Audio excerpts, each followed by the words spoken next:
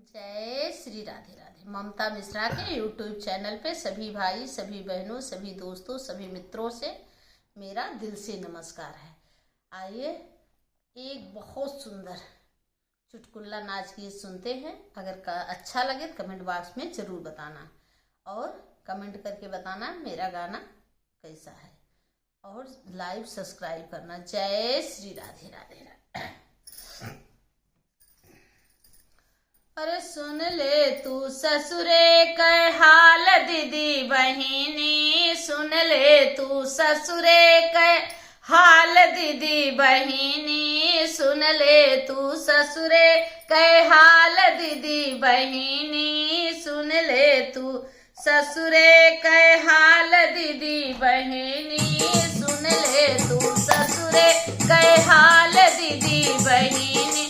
पहले पहला जब आए ससुरवा, पहले पहले जब आए ससुरवा, सासू मोरी आरती उतारे दीदी बहिनी, सासू मोरी आरती उतारे दीदी बहिनी। सुन ले तू ससुरे के हाल दीदी बहिनी, सुन ले तू सासुर के हाल दीदी बहिनी।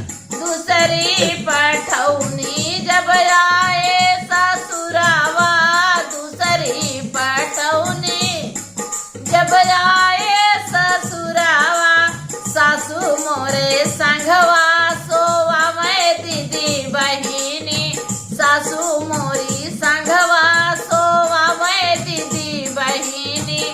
सुन ले तू सासुर के हाल दीदी बहिनी। अरे तीसरी पठौनी जब आए ससुरावा, तीसरी पठौनी जब आए ससुरावा, सासू मोर झोटवा उखारे दीदी बहिनी, सासू मोर झोटवा उखारे दीदी बहिनी। सुन ले तू ससुरे के हाल दीदी बहिनी, सुन ले तू सासुर के हाल दीदी बहिनी। चौथी पठौनी जब आए न ससुरावा, चौथी पठौनी जब आए न ससुरावा, सैया मोरा घर से निकारे दीदी बहिनी, सैया मोरा घर से निकारे दीदी बहिनी। सुन ले तू सासुर के हाल दीदी बहिनी। छूटी गले पापा के प्यार दीदी बहिनी, छूटी गए मम्मी के दुलार दीदी बहिनी। सुन ले